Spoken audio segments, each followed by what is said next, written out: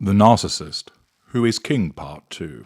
Hello, I'm H.G. Tudor, continuing my examination of an individual who, in a position of near absolute power, demonstrates so much of the narcissistic dynamic. A local woman said the sheriff had repeatedly forced her into sex. Lack of emotional empathy, sense of entitlement, manipulation, lack of accountability for behaviour during her 8 months in jail, starting in 2017. When she began telling people after her release, she said, a sheriff's deputy arranged to have drugs planted in her car, an allegation corroborated by a secretly recorded conversation with a man who said he had planted them. Nullification of threat to control, use of lieutenant.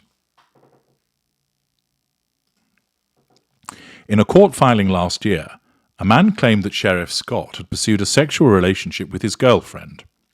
Lack of boundary recognition, interference in somebody else's relationship, and helped her avoid a lengthy prison sentence when the couple's child died in 2019 with meth in his system. Prosecutors charged the parents with child neglect.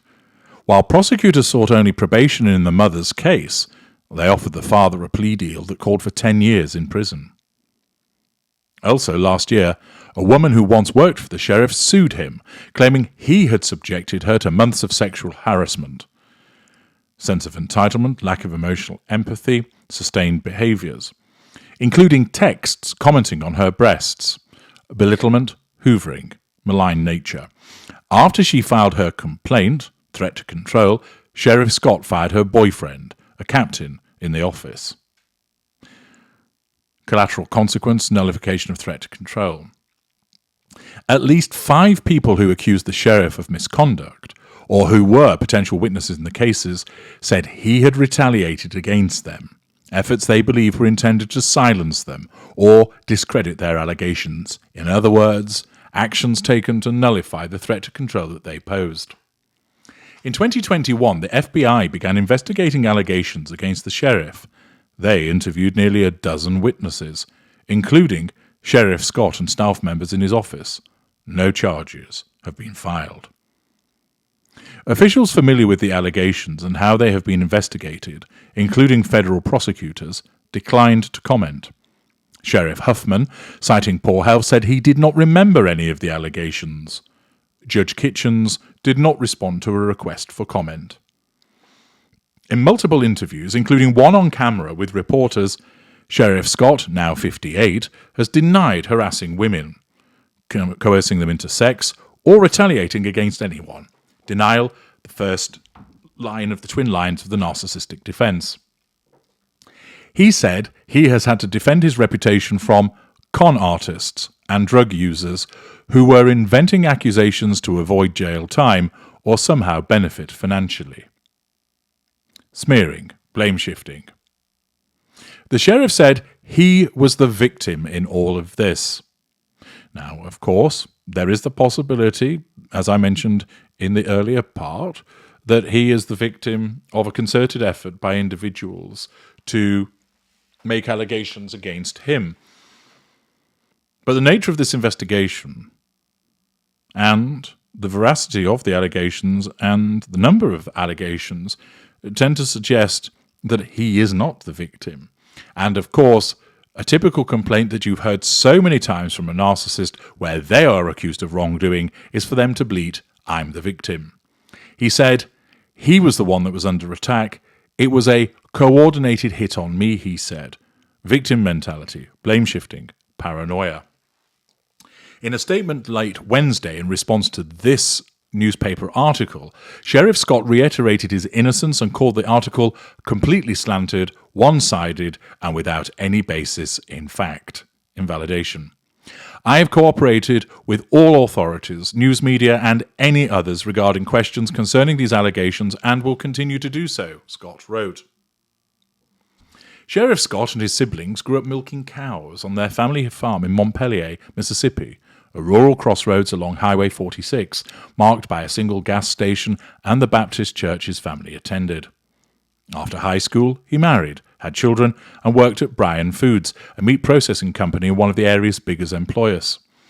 Then he was called to serve on a Clay County grand jury and became fascinated with police work, he said.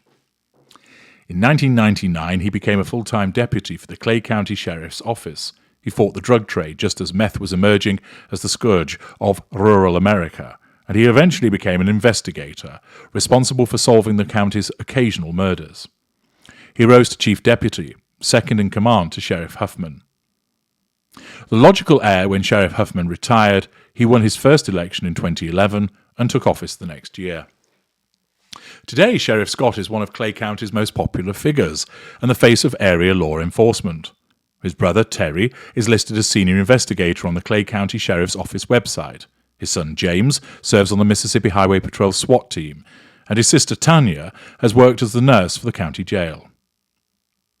On the 137-acre spread where his family once raised cows, Sheriff Scott hosts fish fries and crawfish boils, where he swaps stories and swigs cold beer with fellow law enforcement officers and some of the county's most powerful officials. Sheriff Scott has covered his office walls with images of John Wayne, whom the sheriff considers his hero. Character trait acquisition. The actor and the characters he played symbolize everything good and decent in America, Sheriff Scott said. They don't build them like him anymore. In his office, he keeps a Christmas card from former President Donald Trump, whom he has met several times. Beside it is a Bible that he said reminds him of his childhood. Back when we were kids, we all went to church and learned the difference between right and wrong, he said, and we're not seeing that now. Sheriff Scott's public persona, which one suspects is facade management, clashes with that of a woman named Amber Jones. She says she experienced this after she failed 3 drug tests and was arrested for violating probation in May 2017. That summer, Ms. Jones, then 21, was called down from her cell at the Clay County Detention Center to the sheriff's office, where Sheriff Scott asked if she would like to help out filing paperwork. She had spent weeks in a dirty jail cell without seeing the sun, she recalled. She told him yes and became a trustee, an inmate with special privileges, working for the jail records administrator, Patty Stang. One day in the office, Miss Jones recalled Sheriff Scott held out a hand to her and said, "If you take this splinter out of my finger, I'll give you an 8-hour home pass." Desperate to see her family, she agreed, and a few days later, the sheriff himself checked her out of jail to take her home, she said. A mile down the road, the sheriff stopped the car by a small brick house and told her she had to change out of her jail clothes. Miss Jones said she felt uneasy as the sheriff led her inside, through a bedroom to a bathroom. He gave her a t-shirt and left her alone to change. But he eventually returned and came up behind her, Miss Jones recalled, touching her and commenting on her tattoos. Lack of boundary recognition. Without another word, the sheriff pulled her to the bed and forced her to have sex, she said. Lack of boundary recognition, manipulation, absence of emotional empathy, sense of entitlement. Ms. Jones said she felt that she had no choice. He was the sheriff. I felt like I was worthless, like I didn't have any control over my own body. She said there was nothing I could do to stop it. After she visited her brother and returned to jail, she said the sheriff called her to his office and told her she didn't have to worry about being pregnant because he had been fixed. For the rest of Ms. Jones' 8 months in jail, this pattern continued, she said. Sheriff Scott offered her home passes to arrange sexual encounters, sustained period of conduct, lack of emotional empathy. Her accusations were detailed in a federal lawsuit filed last year by a former employee of the Clay County Sheriff's Office, Caitlin Wilson. The suit claims that Sheriff Scott sexually harassed Miss Wilson, and it cites Miss Jones's allegations as evidence of the sheriff's mistreatment of women. In sworn testimony last month, Sheriff Scott declined to say whether he had ever had sex with Miss Jones, citing his Fifth Amendment right to avoid self-incrimination. The case is set for trial next year. In interviews for this article, Sheriff Scott denied taking Ms. Jones out of jail or having sexual contact with her. Denial, first line of the twin lines of the narcissistic defense. Amber is a sweet, likable girl on the face, he said, but we learn that she's one of the biggest con artists that ever walked the face of the earth. Smearing, projection. blame shifting. Had he taken her out of the jail, he said, their exit would have been recorded on surveillance video and sign-out sheets. When reporters asked to review such materials, Sheriff Scott said the computer system that logged inmates' whereabouts was broken. Sign-out sheets were kept among thousands of pages of jail records stacked in lopsided piles on an office floor. A review of the only records available revealed that Ms. Jones had received at least one home pass. Ms. Jones's description of the house where she said the sheriff took her for sex matches that of a place Sheriff Scott said he used for storage, a one-story brick home about a mile from the jail. Sheriff Scott said it was widely known that he used the house and that lots of people let themselves in and out using a key he kept under the doormat. Ms. Jones shared account records showing that past midnight on January the 25th, a week after she left jail, Sheriff Scott sent her a friend request on Snapchat, hoovering the disappearing photo app. She also shared copies of text messages between them. In the text, Sheriff Scott asked Miss Jones for updates, his code for nude photographs. She said she felt forced to send them, she said, because her brother was in jail for drug possession. In one text exchange from 2019, Miss Jones asked the sheriff if he had heard anything about her criminal record being expunged. A good update would help me remember, he replied, adding a smiling emoji. Manipulation, residual benefit. In another exchange, the sheriff wrote that Miss Jones owed him an update and sent her an emoji with a tongue sticking out. Sheriff Scott said he couldn't remember what he'd meant by update, but denied that it involved nude pictures. Issue of denial once again. The only photos he received from Ms. Jones over Snapchat, he said, were body shots that he had requested from her as part of an investigation into jail inmates tattooing one another. Sheriff Scott said he had provided those photos to the FBI. 2 women, including another female inmate, had seen her in the house where she had said the sheriff took her for sex. On one occasion, she said the sheriff drove her and the other jailed woman there, had them remove their clothing and gave them boxer shorts to put on. Miss Jones's were Superman-themed, with a cape to cover the otherwise bare back, she said. The other woman received a Duck Dynasty pair. Sheriff Scott posed the women together and snapped a photo from behind, according to Miss Jones.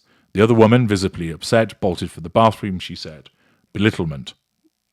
Absence of emotional empathy. A few minutes later, Ms. Jones said she heard a knock at the door. It was Miss Stang, the jail records administrator. Miss Stang said in a statement that she drove the women back from the house to the jail and they seemed in good spirits. She said she had no knowledge of any sexual misconduct of Sheriff Scott with any female inmates. The second woman declined to comment, but in a Facebook post last year, she appeared to confirm that she had been present for the picture. Replying to a post by Miss Jones describing the events, the woman recalled that she said, "Oh, hell no," and walked out of the room. When asked about this, under oath, Sheriff Scott took the fifth.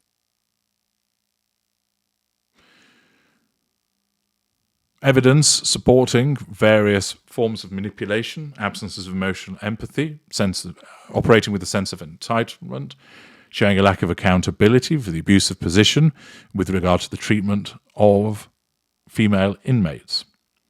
We will continue with the examination of Sheriff Scott and demonstrating the way that this behaviour attracts narcissists and enables them to behave in an unchecked fashion in Part 3.